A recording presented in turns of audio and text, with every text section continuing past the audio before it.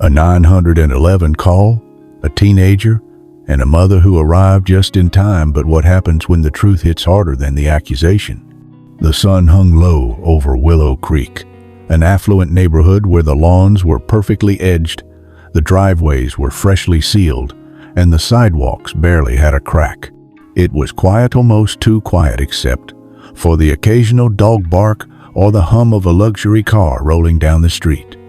A young black teenager adjusted the strap on his gym bag as he walked, his headphones blasting music that drowned out the world around him.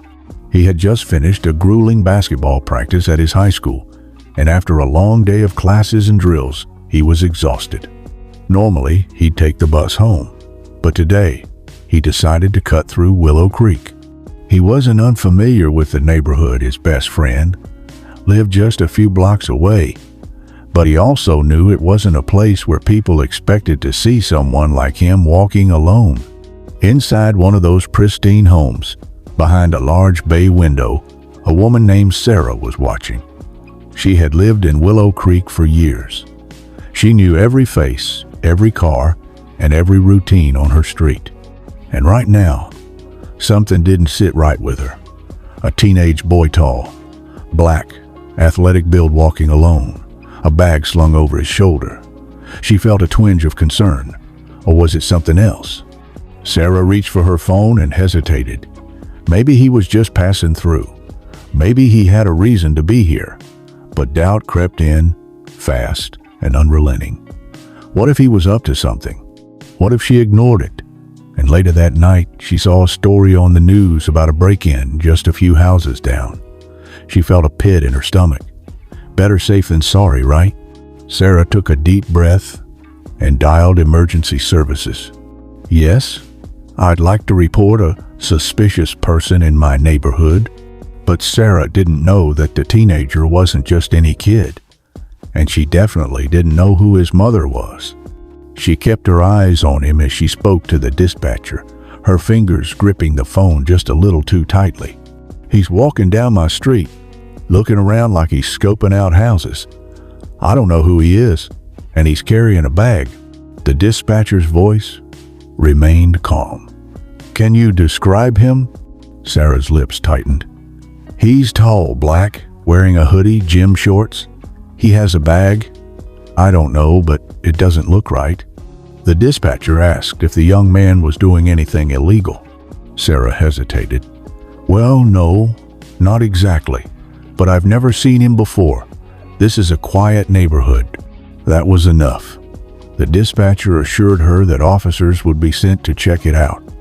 Sarah hung up, still watching, as the teenager stopped briefly to switch his playlist.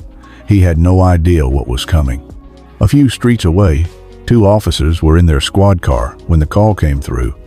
Possible prowler, Willow Creek, male, black, mid-teens, carrying a bag. The older officer, a stocky man with years on the force, glanced at his younger partner. Let's check it out. With that, they flipped on their lights and sped toward the neighborhood. The teenager was 2 blocks from home when he heard the sharp whoop of a police siren behind him. He turned, confused, just as the squad car pulled up fast. The doors flew open. Hey, stop right there. He froze, pulling out his headphones. 2 officers stepped out, hands near their holsters. What's in the bag? The older officer demanded. The teenager blinked. My basketball gear. Where you headed? Home. His voice was steady, but his chest tightened. He knew this wasn't just a random stop. The younger officer stepped closer. You live here? Yes, sir. A few blocks over. The older officer scoffed. That right? What's the address? The teenager started to answer, but before he could, the younger officer grabbed his bag. Hey, that's my stuff. Relax, the older officer muttered, unzipping the bag and rummaging through it. Shoes, a sweaty jersey, a water bottle, nothing suspicious. But the officer wasn't done. Why'd you cut through this neighborhood? The teenager's heart pounded. It's just a shortcut. I'm not doing anything wrong. The younger officer looked at his partner, uncertain. Maybe he's telling the truth. The older officer didn't budge. Then why'd someone call the cops on him? The teenager opened his mouth, but his breath caught as he noticed something over the officer's shoulders. A sleek black SUV rolling toward them. It pulled up, stopping sharply. The doors opened, and out stepped his mother, the mayor. The officers had no idea who they had just stopped, and neither did Sarah. The air seemed to shift the moment the mayor stepped out of the SUV. She wasn't just any mother. She was a woman who carried herself with authority, dressed in a sharp blazer and heels that clicked against the pavement. She moved with purpose, not running, not panicked, but controlled. A woman who was used to walking into rooms where people doubted her and reminding them exactly who she was. Her eyes locked onto the two officers standing over her son. The older officer's posture stiffened as she approached. He had seen her before on the news, at city meetings, but it took a second for his brain to catch up to the moment. The younger officer was the first to speak. "Ma'am, I need you to step back. We're handling a situation." She didn't flinch. "Oh, I see that." Her voice was smooth but sharp enough to cut through steel. "And what exactly is the situation?" The teenager exhaled, relief washing over him. "Mom," she held up her hand, a silent message. "I've got this." The older officer cleared his throat. "We received a call about a suspicious person in the area." The mayor arched a brow. "Suspicious?" The younger officer gestured to her son. "We stopped him to ask some questions. We need to confirm if he actually lives here." The mayor let out a slow, measured breath. Then she pulled out her phone, tapped a few times, and held it up. On the screen was her son's student ID, their address, and a picture of the two of them at a community event. Silence. The younger officer shifted uncomfortably. The older officer's jaw tightened. The mayor wasn't done. "So tell me, did you stop him because he was suspicious, or because someone assumed he didn't belong?" Neither officer answered. Behind them, Sarah stood frozen in her doorway, watching the entire thing unfold. She had recognized the mayor the moment she stepped out of the SUV. The moment she put the pieces together, her stomach dropped. She had called the police on the mayor's son. She had called the police on a kid who was just walking home. And now, she was standing there, watching as a mother who happened to be one of the most powerful women in the city stared down two officers who suddenly had nothing to say. But just because the officers had gone quiet didn't mean the mayor was done talking. She took a slow step forward, her eyes locked onto the officers.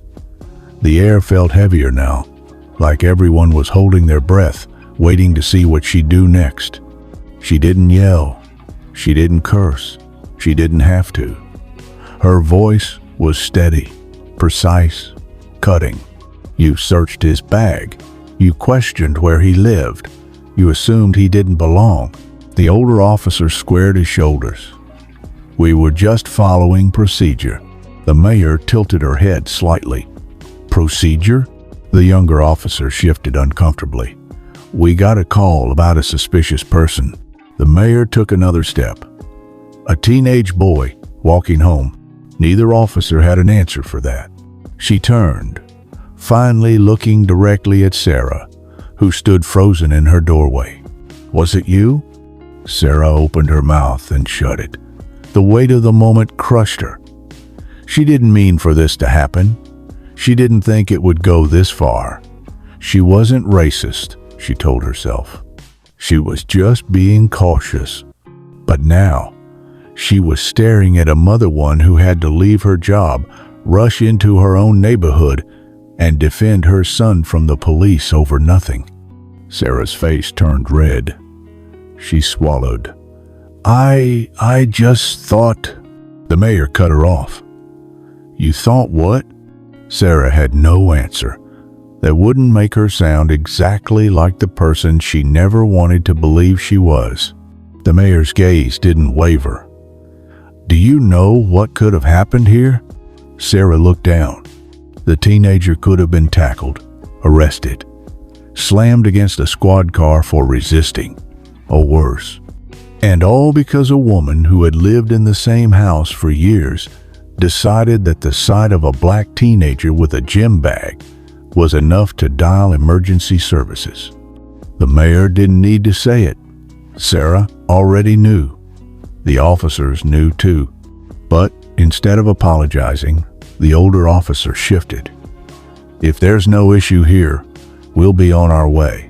The mayor exhaled sharply. That's it? The younger officer hesitated. Look, we were just responding to a call. The mayor shook her head, disappointment settling in. Yeah, you were. She turned back to her son and put a hand on his shoulder. Come on, baby. Let's go home. The teenager slung his bag over his shoulder and followed his mother to the SUV. The officers walked back to their squad car, muttering under their breath. And Sarah?